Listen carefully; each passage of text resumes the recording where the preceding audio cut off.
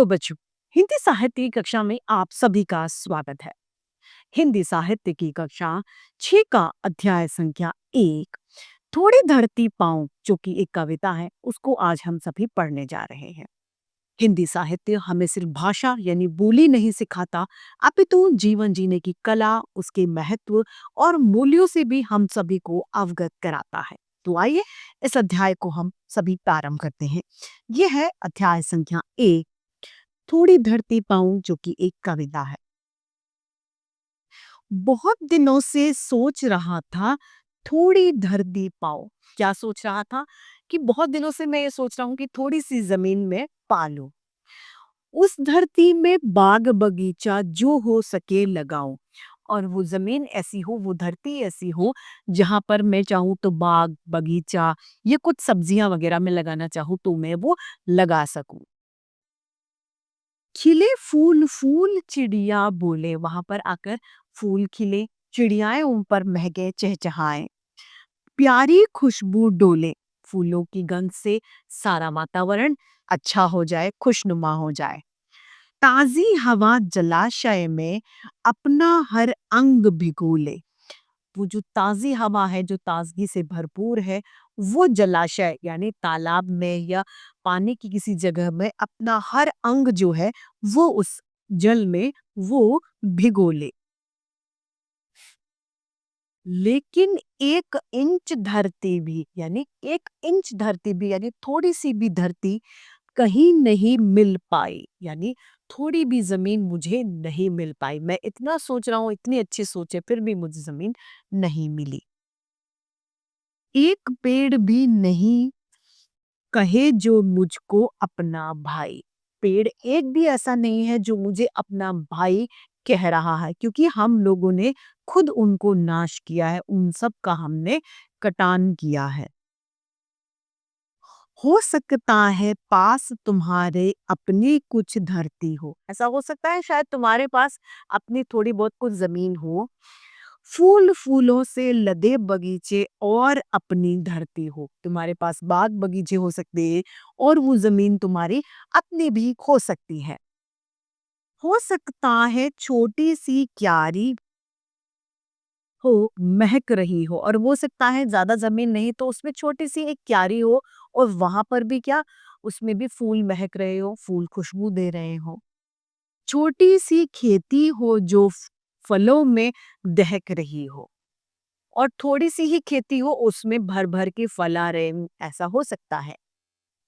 हो सकता है कहीं शांत चौपाए घूम रहे हो सकता है कहीं सगन में पक्षी झूम रहे हो सकता है कहीं पर शांत चौपाहे यानी 4 पैर वाले जानवर घूम रहे हैं, और हो सकता है कि सगन यानी घने पक्षी कहीं सगन में यानी पक्षी किसी घने वन में भी घूम रहे हो।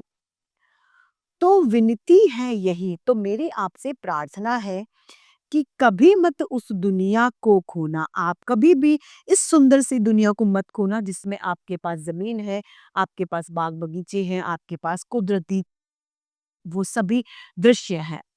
पेड़ों को मत कटने देना, मत चिड़ियों को रोना। आप कभी भी उन पेड़ों को कटने मत दीजिएगा। यदि आपके पास ज़मीन है तो आप कभी भी उन पेड़ों को कटने मत देना। उन चिड़ियों को अपने घर से बेघर कभी मत करने देना, जिनके घरौंदे उन पेड़ पर स्थित है। जो चिड़िया अपने घर उस पेड़ पर बना चुकी हैं, यदि उनका घर टूटेगा तो वो चिड़िया रोएँगी। ऐसा कभी मत होने देना। एक एक पत्ती पर हम सबके सपने सोते हैं। क्या सोते हैं? एक एक पत्ती यानी एक एक वृक्ष की पत्ती जो होती है उस सभी पर हम सभी के सपने सोते हैं, क्योंकि प्राण वायु ऑक्सीजन हमें कहाँ से प्राप्त होती है? वृक्षों से। तो उन पत्तों पर क्या सो रहे हैं? हम सबके सपने सोते हैं। शाखें कटने पर वे भोले शिशु सा रोते हैं। वो जब शाखें यानी डालियां जब कटते हैं तो जैसे मासूम बच्चे रोते हैं ना, मासूम शिशु जो रोते हैं, उस तरीके से पेड़ को भी रोना आ जाता है। पेड़ों के संग बढ़ना सीखो, पेड़ों के संग खिलना। हमें पेड़ों के साथ में बढ़ना सीखना चाहिए, पेड़ों को अपने साथ लेकर आप बढ़े और पेड़ों के संग ही हमें खिलना, यानी जिस प्रकार से प्रकृति हमें सुंदर-सुंदर फूल के रूप में खिलते हुए दिखती है, उसी प्रकार से हमें अपने उसको प्रकृति को अपने साथ रखकर चलना चाहिए। पेड़ों के संग इतराना, पेड़ों के संग हिलना। यानी हमें अपनी हर एक प्रतिक्रिया में पेड़ों को अपने साथ रखना चाहिए। बच्चे और पेड़ दुनिया को हरा-भरा रखते हैं। पेड़ क्या करते हैं? इस दुनिया को हरा-भरा बनाए रखते हैं और बच्चे भी इस दुनिया को खुशहाल बनाए रखते हैं। नहीं समझते जो दुष्कर्मों का वे फल चखते हैं। जो इस बात को नहीं समझते और अनायास रूप से वृक्षों को काटते हैं, वे जाकर क्या करेंगे? ये जो दुष्कर्म वो कर रहे हैं, उनके फलों को वो आगे जाके भोगेंगे। आज सब आज सभ्यता वैश्य बन पेड़ों को काट रही है। आज सभ्यता कैसी बन गई है? वैश्य बन गई है, खराब बन गई है। और इस सभ्यता के चलते हम सभी लोग वृक्षों को काट रहे हैं। क्या कर रहे हैं? काट रहे हैं, उन्हें नुकसान पहुंचा रहे हैं। जहर फेफड़ों में भरकर हम सबको बांट रहे हैं। और ये पेड़ कटते जाएंगे तो हमारे फेफड़ों में ऑक्सीजन की कमी होगी और हमारे फेफड़ों में जब हम सांस लेंगे तो क्या भर जाएगा? जहर। जहर हमारे सभी के अंदर भर जाएगा। इस सुंदर सी कविता के रचयिता हैं सर्वेश्वर दयाल सक्सेना। तो आइए इस कविता को एक बार फिर से एक साथ में दोहरा लेते हैं।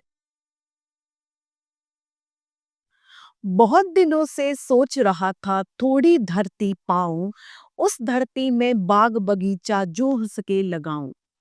खिले फूल फल चिड़िया बोले, प्यारी खुशबू डोले, ताजी हवा जलाशय में अपना हर अंग भिगोले। लेकिन 1 इंच भी धरती कहीं नहीं मिल पाई, एक पेड़ भी नहीं कहे जो मुझको अपना भाई। हो सकता है पास तुम्हारे अपनी कुछ धरती हो, फल फूलों से लदे बगीचे और अपनी धरती हो। क्या हो? और अपनी धरती हो सकता है छोटी सी क्यारी हो महक रही छोटी सी खेती हो जो फलों में दहक रही हो सकता है कहीं शांत चौपाए घूम रहे हो सकता है कहीं सघन में पक्षी झूम रहे हों। तो विनती यही तो विनती यही है हमारी, कभी मत उस दुनिया को खोना, पेड़ों को मत कट के देना, मत चिड़ियों को रोना। एक एक पत्ती पर हम सब के सपने सोते हैं, शाखें कटने पर वे भोले शिशु सा रोते हैं।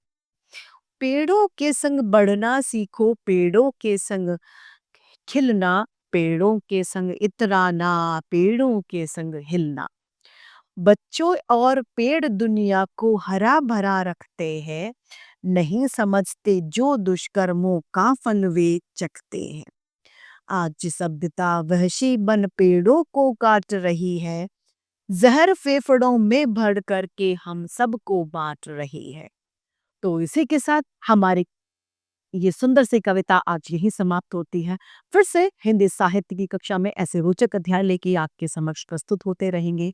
आज के लिए इतना ही, फिर मिलते हैं। धन्यवाद।